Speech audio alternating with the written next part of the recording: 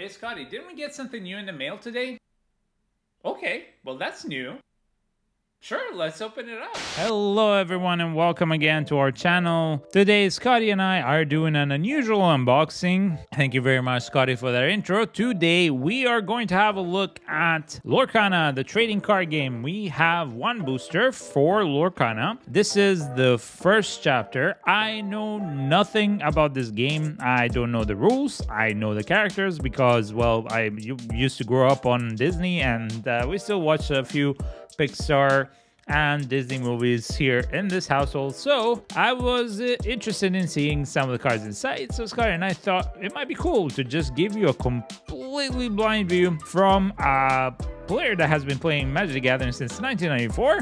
And yeah, let's see how this one goes. So first and foremost, the first thing I'm noticing after the beautiful, I guess, art and all that is the fact that it's made by Ravensburger, which is odd because they make board games. I grew up playing Ravensburger. I think here in Europe, they are one of the biggest board games companies out there. Anyway, let's see. Adventure awaits. With the cards in this booster pack, you'll expand your collection and add more power to your Disney Lorcana deck.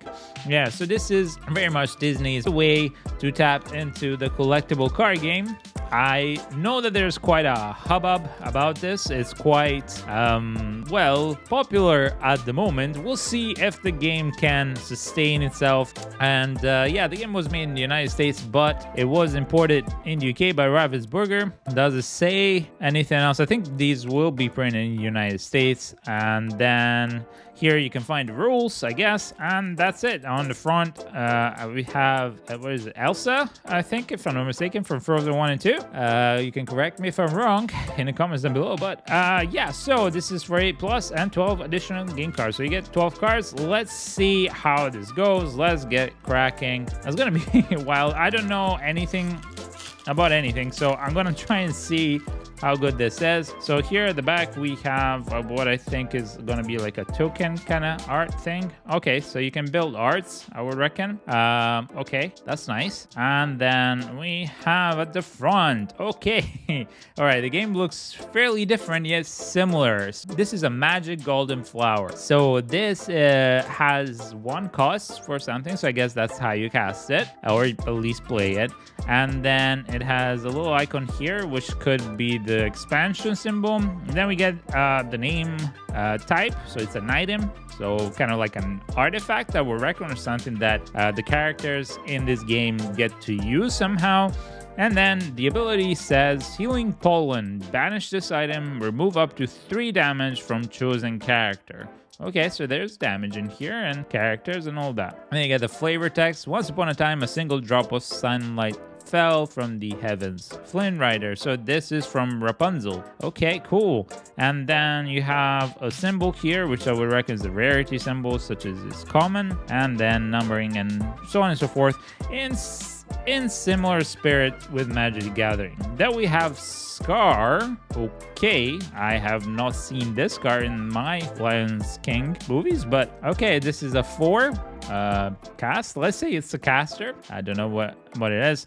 And is a fire usurper. It's a villain, so I guess this is one of the characters they were referenced here. And consumed by flames and ambition is the flavor. Then there's a little thing here which could be life points or some other thing that they do. There's 5 and 3. I reckon this is the 5 damage that they do, and 3 is the defense or toughness. If that is not defense or toughness, this is maybe something to accrue abilities or a way to win the game. Let's see. Next we get Timon. Okay, I love Timon. Timon Grub Rustler. So this is a 1 caster. It's a storyborn ally, so another character I would reckon. And it's 1 attack, let's say it, and 2 defense or toughness. And tastes like chicken. I love the scene. When you play this character, you may remove up to 1 damage from a chosen character. Okay, that's very interesting. So I guess the damages are perpetual or permanent until you remove them. So if this is the life point or the defense or whatever toughness, then with these cards and that card, you can remove damages from them. So that's really nice. So it's not like Magic the Gathering where it resets, I would reckon, at every end of turn. And no, this is not actually the symbol I see here. A different symbol. This one is blue, this one is red, and this one is, well, yellow or orangish. Okay, cool, interesting. And then we get another one. Was it Frog Princess or Princess Frog or something like that? I like this one actually. My missus introduced me to this one, and it's quite a really well done animation. This is Dr. Facilier or Facilia, and it's a charlatan, of course. 0 damage, 4 toughness, challenger +2. While challenging, this character gets +2 damage. Okay, so I guess you can challenge either I would reckon the player or a character, and then yeah, it's 2 costs, and then this thing that's here, which I would reckon is a resource of some kind. If there are no life points, maybe this is how you allocate damage or win the game. But yeah, Enchanté, a tip from the hat from Dr. Facilier. There you go. And then we get Megara, oh, from Hercules. I love Hercules. Okay, so this is a Dreamborn ally. And again, so many different colors. Maybe the colors is how you can build a deck. So basically, it's kind of like the 5 colors in Magic the Gathering. And yeah, so you can't really just cast anything willy-nilly. You have to have a theme of colors. Maybe that's the thing. I don't know. Let's see. Megara is green, and she has 2 attacks and 1 defense. Her toughness has one of these pips, which again, I will say that this is to win the game with. Costs 2, and it's called Pulling the Strings. So I guess because the characters are not infinite, they're gonna have like different ways of having the characters. So you can have the same character but with a different name, and it's just like different stats and all that stuff. So a different title, I guess you would call it. So this is another Dreamborn ally. This is Storyborn ally. This is Storyborn Vanilla Sorcery. This is Dreamborn. Okay, and it has Wonder Boy, of course. When you play this character, chosen character gets +2 attack this turn. A deal's a deal, but falling in love was never supposed to be part of it. Okay, so that's it. And then we have Kristoff from Frozen. Cost 3, has 2 pips, and it's a common, so maybe this one is better. It's 3 and 3, so more balanced, and that's it. It's an official Ice Master, and it's a gray color. So far I've seen 5 colors, and this is the 6th one. Okay, so Kristoff, you want to talk about a supply and demand problem? I sell ice for a living. Yeah, of course, because it was Frozen. Yeah, and Anna, oh, that's a rough business to be in right now. I mean, that really is that's unfortunate. Of course.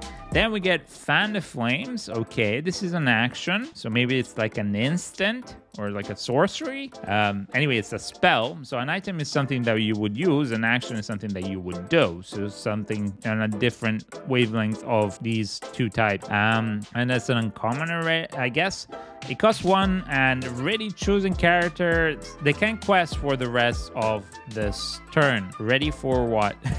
I guess ready is kind of maybe like it's on tap or tap, because a lot of I don't see it here, and there's no symbols for it, but usually games have copied from Magic the Gathering that at least, which is tapping and untapping. So maybe that's what it is. And this is from, I don't remember, is it Pocahontas? Yeah, maybe.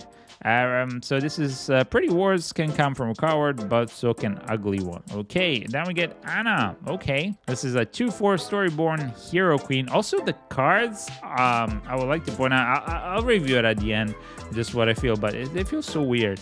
Anna, Heir to Arundel, is a 2/4 Storyborn Hero Queen. Has the ability of Loving Heart whenever you play this character. If you have a character named Elsa in play, choose an opposing character. The chosen character doesn't ready at the start of the next turn. So yeah, so it's probably doesn't end tap. Okay, so they can do actions afterwards. Cool. And then it has 2, and it costs 4. It's a 2/4. So I mean, in Magic the Gathering terms, this is a decent one. This is okay. This is kind of like a haster without haste, so it can definitely trade down. It's too expensive. This is fairly good. Can be okay with the right, I guess, synergies. I'm just spitballing here, guys. I don't really know what's happening here. So this one seems okay. This one seems actually a pretty decent card. And then we get the Mad Hatter, of course, from Alice in Wonderland. It's a 2/4. It has 3 of these pips. And then it costs 5, so it's more expensive, and it has Gracious Host. That's its title. It is Storyborn and Tea Party. Whenever this character is challenged, you may draw a card. Okay, so you can challenge characters. What do we see? Yeah, this is a challenger. Okay, so maybe like you can challenge to attack a guy, kind of like Hearthstone, right? So in Hearthstone, you could choose to attack your opponent or the creatures in play, whereas in Magic the Gathering, you always attack the opponent, then the defending player just chooses the defenders if they have any. Here, maybe it's kind of like a mix, because you need to challenge it, or maybe it's just like Hearthstone. We'll see. So yeah, it's interesting. And then it says, Mad Hatter, would you like a little more tea, Alice? I haven't had any yet, so I can't very well take more. Fair enough. I mean, she makes sense. Okay, then we start to look at, what is this, a rare? In Magic the Gathering, orange is mythic. So anyway, Hades, Lord of the Underworld. Okay, and it's a Timon color, so it's a Storyborn villain deity. Of course, costs 4, but this cost is different. Okay, are there 2 different kinds of costs in this game? So it says that it's Well of Souls is this ability. When you play this character, return a character card from your discard to your hand. Oh, you can discard cards?